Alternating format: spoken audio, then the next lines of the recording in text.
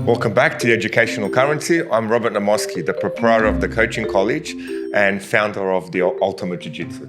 I'm Chris Kalodikis from Maximum Education. What are we doing today, Rob? I don't know, Chris, you have a pretty big smile on your face, young man. Something very interesting. I think you've got.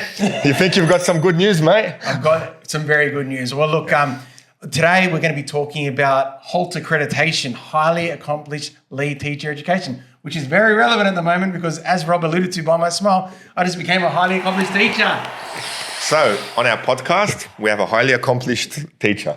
Well done. No, thank you, Rob. Now, that's quite a feat. That is, really. Well, look, it was quite a grueling procedure to go through, okay? And look, it kind of marries in well with what we've been showing this season. Our focus this season has been talking to teachers at different points of their career.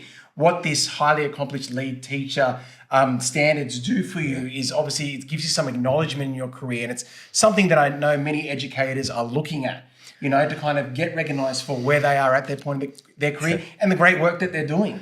So just for our general audience, give us a rundown on the professional teacher standards. What levels are there? So basically, there is the Australian Professional Standards and of teaching levels, and there's 4 levels. Okay, you've got your graduate, which is what you are when you first leave university, and that's kind of like a probationary level. I think it's within your 3 to 5 years. You've got to then do your final report and then become the next level, which is that of a proficient teacher. Now, when you're a proficient teacher, you can stay a proficient teacher for your whole career. But that's where most teachers are at. That is where most people... Like you could, 95%, 99% of teachers... 99% of teachers are proficient teachers. Okay, that's where most teachers will be. And this stuff has been in place for 20 years, since I was a graduate. And that's why I think it's really good to talk about what these higher levels are. And that's where we're all so after proficient... And it doesn't mean that they're bad. I mean, a proficient teacher is a very, very good teacher. Yeah, that's it. But then so 20 years ago, the government brought on something more than a proficient teacher. So basically they brought in these 2 higher levels. Now, the one level is higher than the other, but you don't have to go in order to get both levels. So the next level that's above proficient is the one that I actually got, and that's this highly accomplished level. So that's a teacher who pretty much works with other teachers, mentors other teachers, works beyond their school in supporting the wider community in the teaching realm. All right, so that would be considered the 3rd highest level. And then at the top is lead teacher. Okay, and then your lead teacher is those teachers creating policies and infrastructure and like really working at that high level in education. So lead teacher sounds like the management. Yeah, well look, upper management. I consider highly accomplished, like, as you know, I'm a leader of wellbeing at my school, and that kind of sat me in well to go for that level. So teachers who are like leaders of faculties or, you know, in a middle manager wellbeing role, it'd probably be them that'd be looking at that highly accomplished level. And then if you are on a college leadership team, or, you know, potentially a principal or an assistant principal, then you've probably got enough under your belt to go for that lead area. But then I think that's where one of the first criticisms of the process is, why would you go for that if you're already there, you know, as an incentive of why you'd go for higher levels? Well, you've got definitely experience on highly accomplished. Yeah. So what is the highly accomplished accreditation? So highly accomplished accreditation, so essentially it was organised, and as I said, about 20 years ago, because they want to make teaching levels feel like they are more professional. So they brought in these standards that we've all got to achieve. And so all teachers have a taste of these standards, whether when they're a graduate or if they are maintaining their professional competency, they're always trying to achieve across these 7 standard levels. Okay, so there are 7 levels of standards, and then within those levels are multiple elements. Yes. In order to become highly accomplished or lead, you had to do higher levels of those standards. There's 37 of them across those 7 levels. So there's quite a lot. Okay. And then is there still 37 or did they change it? Well, so there's still 37, but in order to achieve this certification, you only have to show 20 now. That just changed at the end of last year. But you did all 37. Well, so I did all 37 until my 3rd module, and they told me we're only looking at 20 now.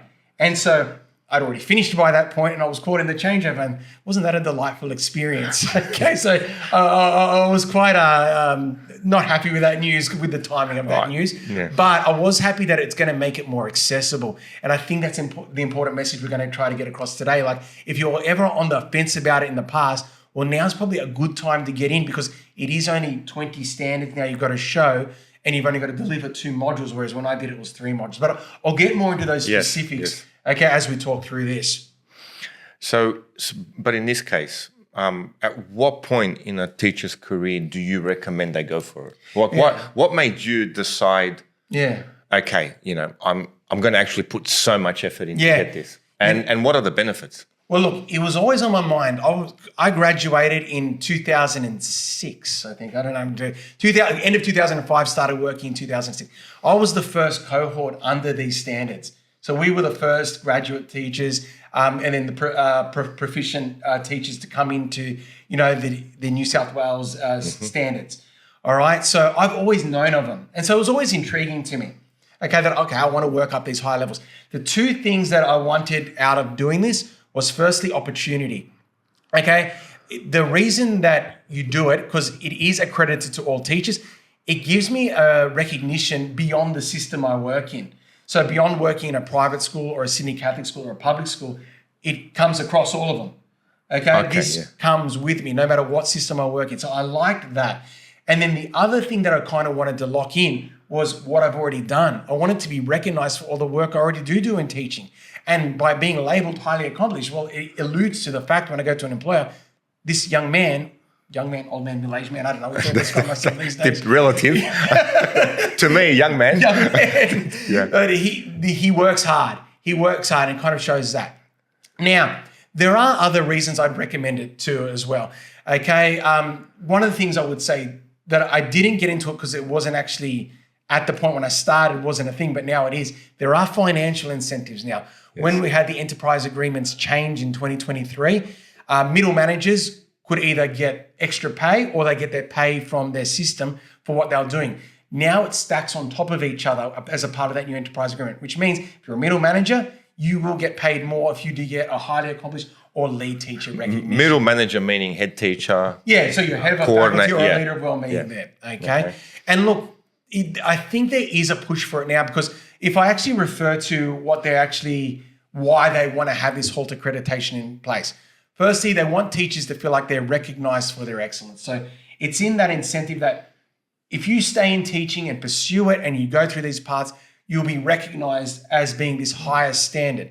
Okay, and giving you an enhanced status, which gives you more flexibility, okay, and can support your pay as well, because cost of living is high as well. So I think that's a good reason to get into it too. A key battle at the moment too is retaining talented teachers. There are teachers who obviously, it could be for lifestyle choices, it could be for financial reasons, but talented teachers do leave the profession because they do either need to make more money or they need to be there for their families. Okay, well, this kind of status associated with it and potential extra pay could potentially keep someone in the classroom and teaching. And I'm all supportive of that, which is one of the reasons I want to promote it today. It's important to it's nice getting an acknowledgement as well. Yeah. Like sets you apart. I mean, you do all that extra work. You put in so much heart and passion into it. Yeah. And having something from NESA to actually acknowledge that it's very rewarding. 100%. Look, I tell you what, like when it came through that I finally got this, and look, it wasn't easy. It was not easy. I'm never going to emphasize it was easy, and I'm not going to say it's for everyone. In fact, the people at NESA, when I was talking to them and when it was looking shaky a few times, I heard that to me a few times. Like, this is not for everyone. You can be a very proficient teacher throughout your career. Okay, this is not for everyone. It's if you believe you are trying to push beyond the classroom and you see yourself as an educator beyond the classroom, okay, and you're networking, you're working with other teachers, you're innovative and all that, that's when you're looking at these areas. And then when you actually do get accredited at that level, you could not wipe the smile off my face. Okay? Still smiling now. I am still smiling about it, okay? But it is rigorous. Yeah. Okay, so there is a lot to it. But yeah, so I am at that point now where I can smile and it's behind. And hopefully in a few years' time, I don't think NESA want to hear from me for a while, but maybe in 5 years' time, I might look at the lead teacher, because even what we're doing right now on this podcast, I believe is a lead teacher initiative, although that's no longer a part of the process too. And, but we'll get into that in a moment. But so from start to finish, how long did it take you? For me, and I took my time because I needed to take time. Like I said, I found it tough to do it. It probably took me 2.5 years to do. Okay. But I did do it in the old format where in my mind I was doing all 37 standards. I had to do lesson observations and internal observations, have a site visit, so I took my time with it. And obviously I've kept myself very busy with other projects too over that 2 years as well. So it took me quite some time to complete, and the whole process changed while I was doing it as well.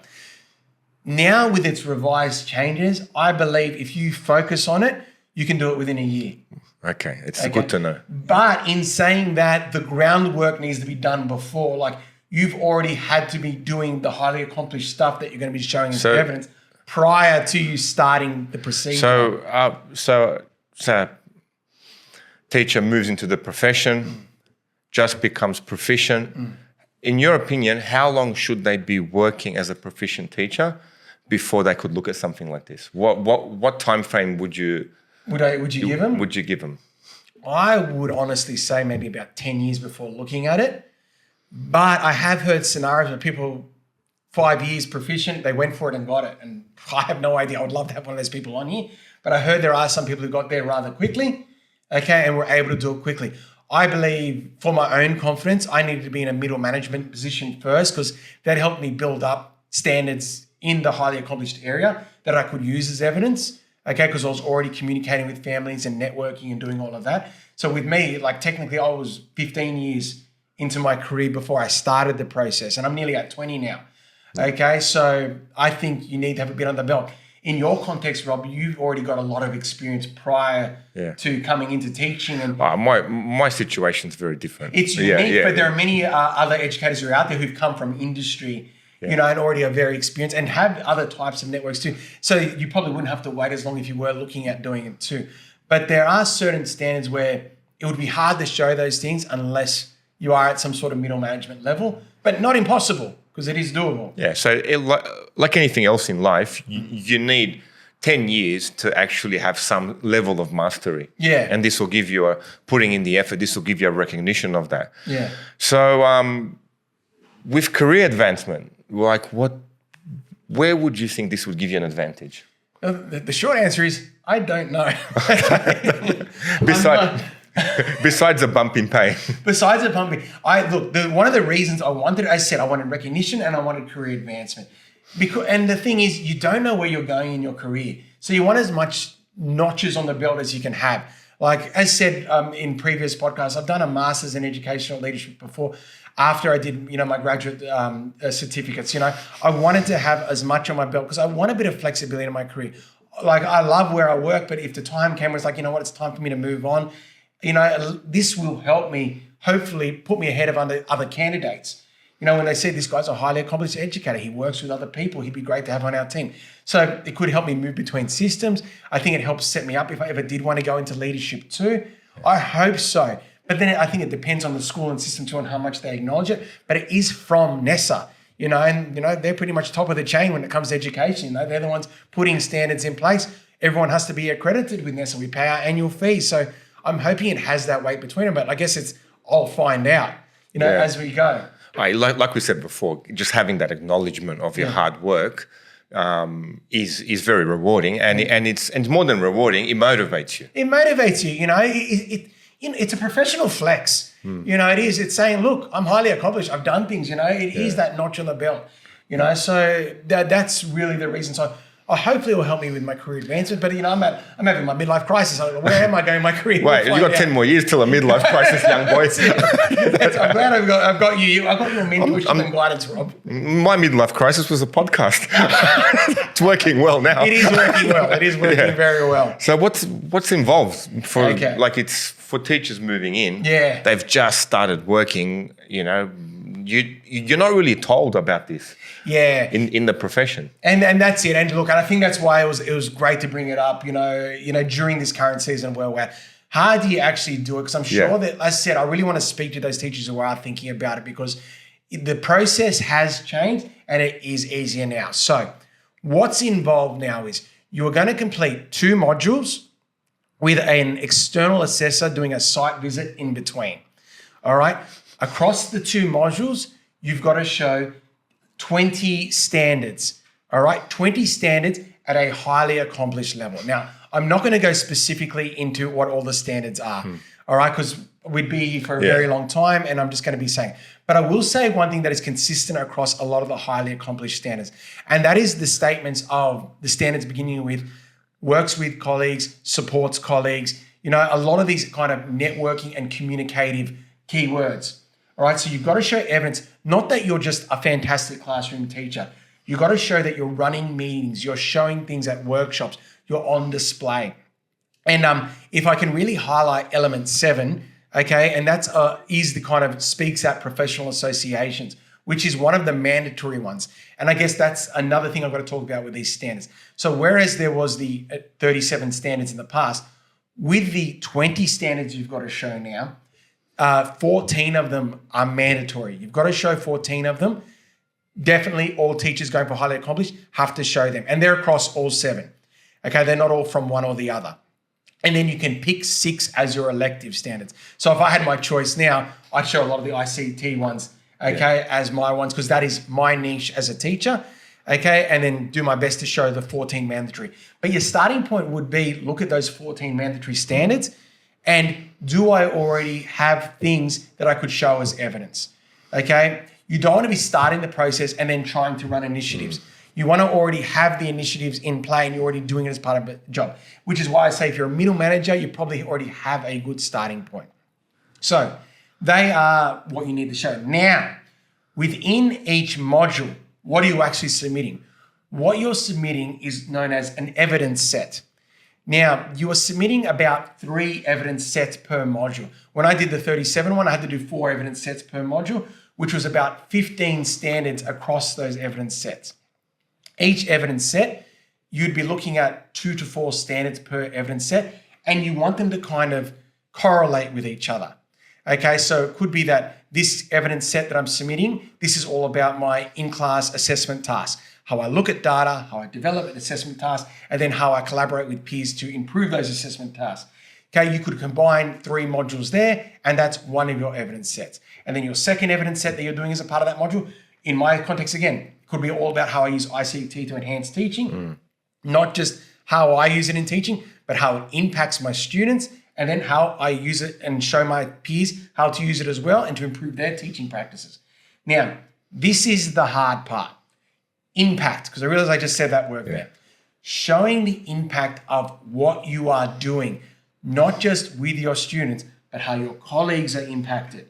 That is the hard part.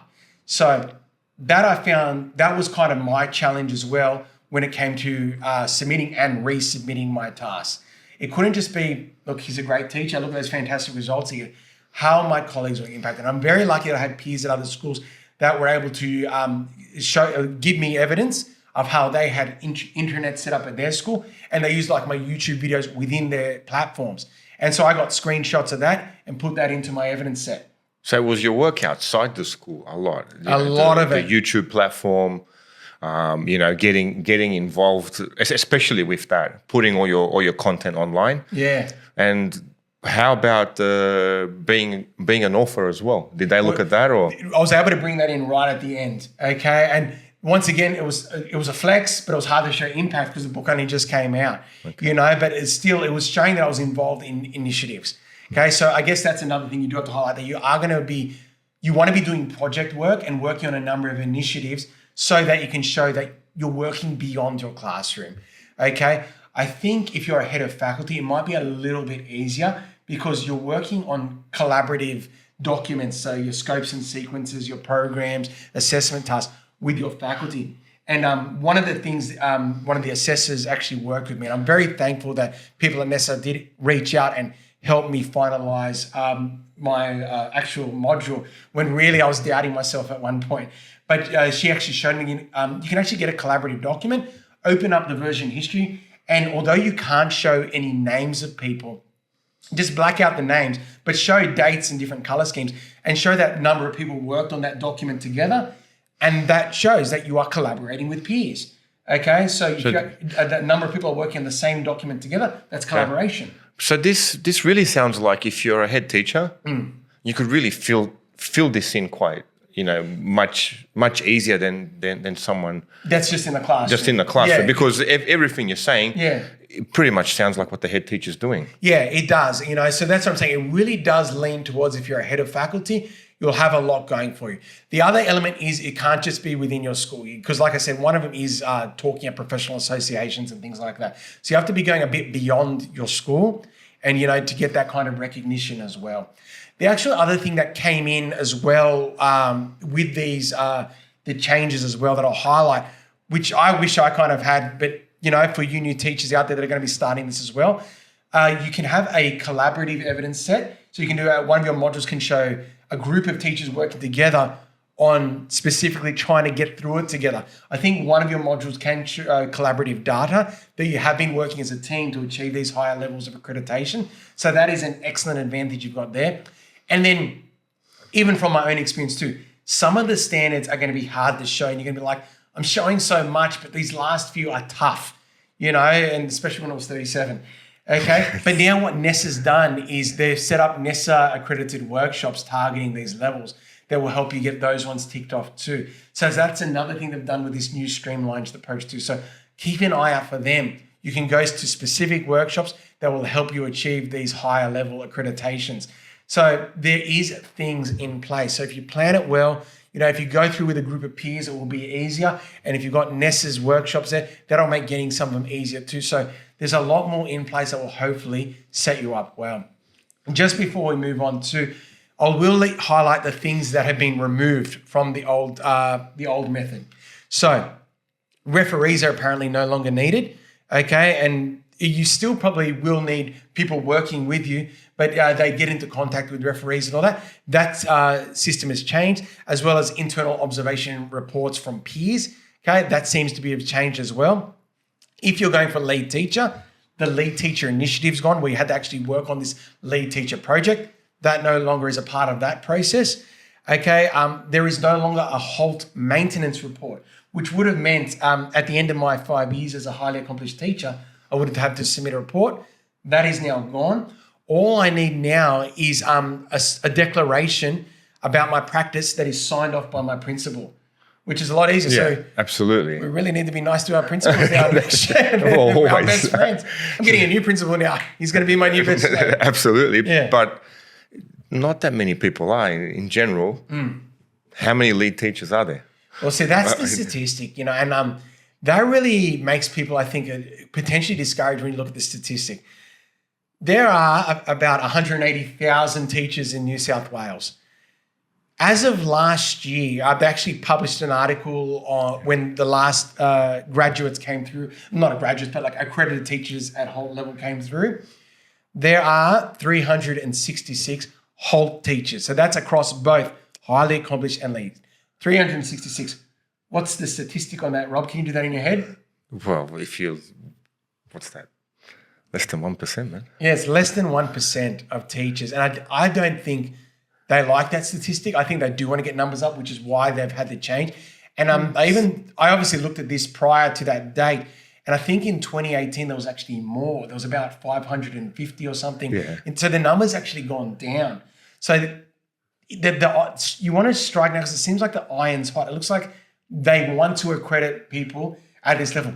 But in saying that, they're not going to do it for nothing. Like, you have to be at this level.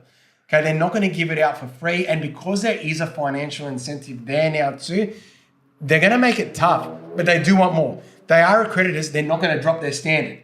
You've still got to meet the standard, but the process is more streamlined. Okay, so if you believe you're at the standard, and you've got to believe in yourself. Like, if there's anything that got me through this, is I had to believe I am a highly accomplished teacher. I've done things. I believe in the things I've done.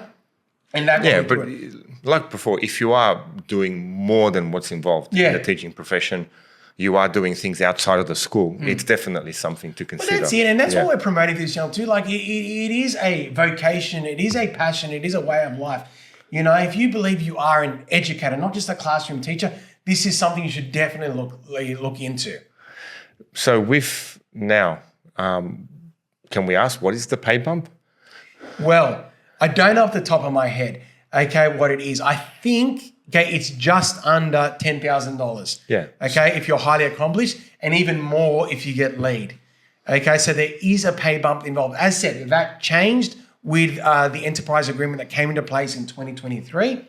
Okay, and it does stack onto your base pay, and that's before any coordinator pay goes on. And that's in my own system I can really only speak for. I can't speak for the independent system, and I can't speak for the public system. But from what I've heard, it's the same case there too.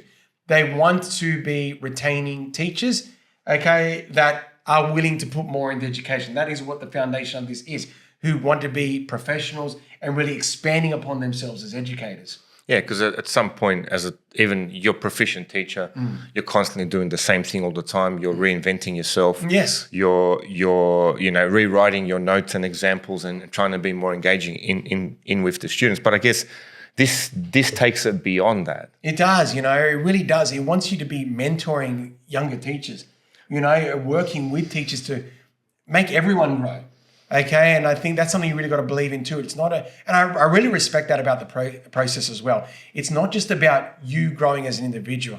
It's about you wanting to see the growth of others, and that's a classic example of a good leader, isn't it? And a teacher's a teacher. I mean, even if you're teaching students, or you're teaching younger teachers, some of the teachers that come work with you would have been your students previously. Well, that's it. That can happen. At that point in my career, they're coming back. Have you had that yet? Or? Yeah. But we are starting to see an influx of, the ex-students, and they're coming back to the school. And, it's funny because that's my own actual pathway myself. I was an ex-student, came back to the same school. Now I'm seeing them come back too. But, it's good to see that as well, these mature young people coming back, but they still seek mentorship. And, it's great to be at a point in my career where, I can be seen in the mentor. And it's actually one of my goals this year, but we'll do that in another podcast. Mentoring younger teachers. I want to be a better mentor this year. Yeah, well, you've got the qualifications now. Yeah, that's it. I've got the label now. No pressure. No pressure. No, that's really good, man. Very, very proud of you and very proud of this achievement, Great for the podcast too. That's it, yeah. Good. So with your career, at the end, where would you what's your, your final goal? I don't know. Like I said, I'm at that point in a career. It could go a variety of ways. In the short term, I still want to be in the classroom. We've got the new computing subjects that have come in. I still want to be teaching them. I still want to be working on projects. And I think that's hopefully another thing that I get out of this with being a highly accomplished teacher, the ability to work on more projects. I love working on a good project too. I do like the status aspect, as you've been saying, I'm a highly accomplished teacher now, and we're talking this podcast together. Even that adds a bit of oomph, to this guy might know what he's talking about, eh? And more now, obviously. So there's a bit of that too. So increased chance of project. Maybe as going on, heading into head offices and working with schools and the potential to work towards that lead teacher accreditation. I love to be that, to work at a higher level in education, where I can be working with schools and expand on that. And obviously in my strength of technology and how technology can really benefit education. And it's hot right now too, technology with AI coming in and how the whole landscape is changing. Absolutely. So that could be a direction I go. Yeah, it's great. Well, we'll hear on the podcast, definitely. Yeah, definitely. And look, I guess, probably the final thing I want to say on this too is if you're on the fence, and you're trying to think about what kinds of things should you be thinking about if you are ready to go into this process. I just jotted down a few things you might want to think about, okay? The first thing you got to ask yourself, why do you want to pursue this? If it's just to get the pay bump, you're not going to get it. Yeah. Okay, you cannot just think of it as not, because it is rigorous, okay? And the marking of it, it is an accreditation-based marking procedure. They are looking, tightly at the evidence you are submitting. Okay, so it needs to be more than that. Okay, so why do you want to pursue a HALT level accreditation? Secondly, what is it about your teaching practice that aligns with the Australian professional standards for teachers? You've got to know them, those 7 standards and the elements that are within them. You've got to know what those standards are, and you've got to be drawing connections between what you're doing and getting in there with them. And it's got to be with at least 20 of them now. Okay, 14 that are mandatory. Can you prove them? You might not be able to show them all straight away, and then during the period that you're going to be doing your high level of accreditation, that is when you might try to work on projects focused on those, hopefully just 5 maybe, that you've got to work on. But you've got to maybe have a solid 15 already achievable. Thirdly, okay, what is it about your teaching practice that is exemplary? Why is it highly accomplished or lead? Okay, what is it you're doing? It can't be imaginary. It's got to be something, and it's got to be evidence-based. You can actually show this and put it into an evidence set. Okay, screenshot it and put it into a document. And that's part of how you prepare yourself for this. Oh, I'm working on this thing. It's highly accomplished. Screenshot, bang, start building your evidence set up. Okay, even when you're doing a PD day. Okay, what are your notes? Notes can be evidence sets. Okay, as we mentioned before, collaborative documents you're working on with your peers. Screenshot that with your peers' collaborative stuff in the version history on the side. Screenshot of that. You're giving a presentation at a meeting. Is there an agenda for that meeting? Screenshot it. Your name is on what part of the agenda you're doing. Screenshot it. Evidence set. Student feedback. Teacher feedback related to things you've created. Evidence set. You've got to be getting evidence, okay, that you can be putting into this evidence set, okay? So gradually, and that can be all stuff you're doing before you start this process in order to make this process a lot easier. All right? I've already alluded to the fact that if you've been in a leadership role or if you're in a middle management role, that will make this process a lot easier because it's kind of a part of your job, the communication and the collaboration. Okay, you can show like records from database systems within your school on things you're doing, but you have to really de-identify all names in there other than your own name. Even if it's logical, like one of the things I actually showed was an episode of the podcast we did, but I had to black out your name and your face. No. Okay. He would love it. Probably a good thing. All right, but so I had to de-identify Rob, but show my own name and face. Okay, so even if that person would want their name shown, it's still all about you. So just make sure you're de-identifying this. But they actually do have an evidence standard guide that you can look to in what kinds of evidence you could show, okay? So make sure you have the evidence there. And from there, how have you positively influenced student learning and well-being as well as staff learning and well-being? Okay, how can you show that with evidence and data there too, both within your school and beyond your school?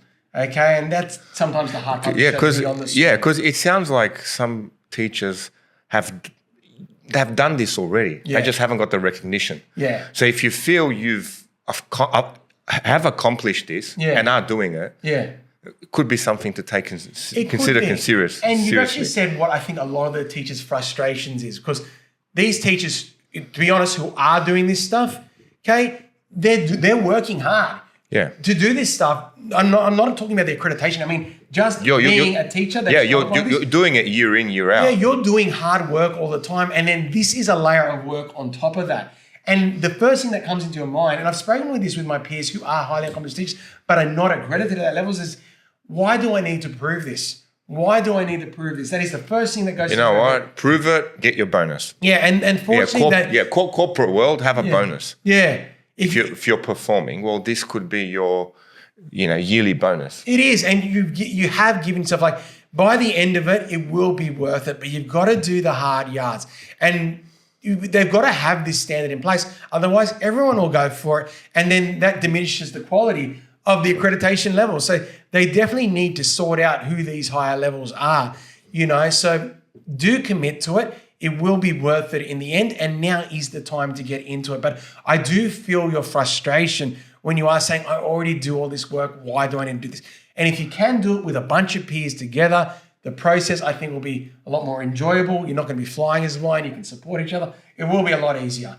Okay, mate, congrats again. Look, thank you very much. If I'm going to say anything in the end, I've got to thank the people that really reached out and helped me, my peers at other schools that gave me evidence to support me, as well as certain people at NESA that helped me at times when I felt like I was struggling. I owe them all a big thank you too. I am very happy to be at the end of it now. Hopefully I can maintain it in 5 years.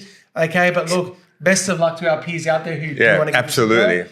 And it keeps us in the profession. It does. It keeps us in the profession. It is good to be recognized as a highly accomplished educator. If there's anything that we hope from this podcasting too, is the hard work of our fellow educators. And if they can give themselves a higher level of accreditation and this can help them, well, that's a bonus for us, isn't it? Absolutely. Hopefully we get 10% of the teachers in working in New South Wales get this highly accomplished. That's it, eh? Best of luck, guys, okay? Okay. Thank you all. I'm Robert Namoski. I'm Chris Kalodikis. And we'll see you all next time. Take care, guys. See ya. Bye.